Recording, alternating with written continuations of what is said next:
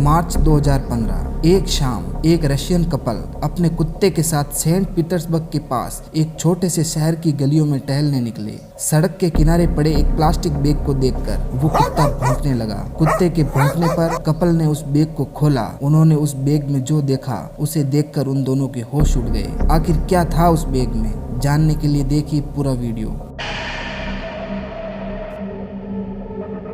तमारा सैमसोनोवा, जिसका जन्म 5 फरवरी 1947 को रसिया के उजर नामक शहर में हुआ, वहां से हाई स्कूल पास करने के बाद तमारा आगे की एजुकेशन के लिए रसिया के कैपिटल मॉस्को शिफ्ट हो गई। मॉस्को में वो 4 सालों तक रही। फिर the state institute of linguistics से डिग्री लेकर सेंट पीटर्सबर्ग शिफ्ट हो गई। 26 साल की उम्र में उसने एलेक्सी सैमसोनोवा से शादी कर ली। फिर डेमित्रोव स्ट्रीट के पास एक घर में दोनों खुशी से रहने लगे। तमारा को बहुत सारी भाषाओं पर अच्छी पकड़ थी, तो उसको एक ट्रेवल एजेंसी में जॉब मिल गई। उसके किसी कोवर्कर, रिश्तेदार या फ्रेंड्स को नहीं पता था कि तमारा शैतानी दिमाग की है। वो हमेशा सबको दयालु और अच्छी मदद करने वाली लगती थी। तमारा को काले जादू पर विश्वास था। साल पर साल बीतते गए और दोनों पति पत्नी अपनी लाइफ में खुश थे। सन 2000 में तमारा का पति अचानक घर से गायब हो गया। एलेक्सी के रिश्तेदारों ने पुलिस में मिसिंग रिपोर्ट दर्ज करवाई, लेकिन पुलिस एलेक्सी का पता लगाने में पूरी तरह नाकाम रही। पुलिस ने तमारा का बयान लिया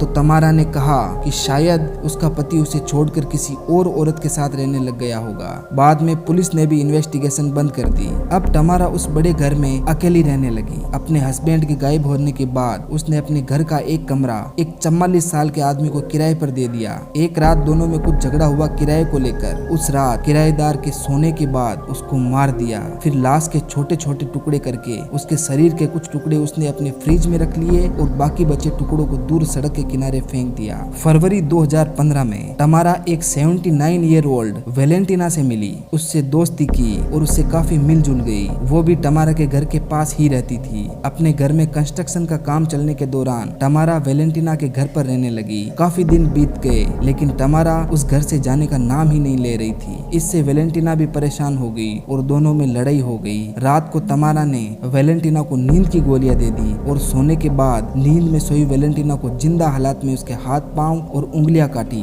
गला काट कर उसके फेफड़े और ब्रेन को पका कर खा गई और बाकी बची कटी फटी बॉडी को एक बैग में डालकर पास ही की गली में फेंक आई। दूसरी सुबह उस कपल ने उस बैग को खोल कर देखा। उस बैग में वेलेंटिना का एक हाथ, दोनों कटे हुए पैर और बिना गर्दन की धड़ मिली। पुलिस इन्वेस्टिगेशन के लिए वेलेंटिना के घर गई। दरवाजा तमारा ने खोला और वो उन पुलिस वालों को अजीब तरह से घूरने लगी। पुलिस ने घर का सीसीटीवी खंगाला तो उसमें तमारा को एक बैग लेकर नीचे जाते हुए देखा। ये फुटेज आप भी देख सकते हैं।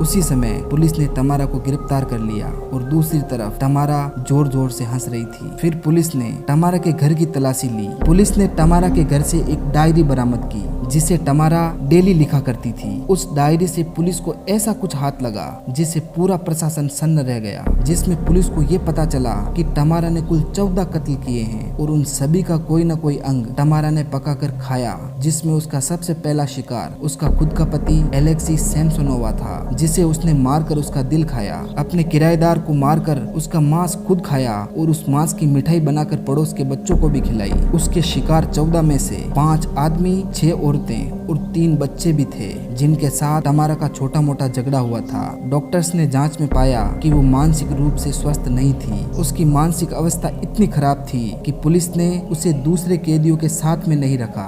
जेल में लोगों और मीडिया के सामने तमारा ऐसा व्यवहार कर रही थी जैसे उसने कोई बहुत ही महान काम किया हो। अंत में तमारा सन 2020 में कोरोना से जेल में मर गई। तो दोस्तों, आपको आज का वीडियो कैसा लगा कमेंट करके अपनी राय जरूर दें। वीडियो अच्छा लगा तो मेरे वीडियो को लाइक करें और मेरा चैनल सब्सक्राइब जरूर करें। वीडियो को पूरा देखने के लिए थैंक यू, धन्यवाद, शुक्रिया। जय हिंद।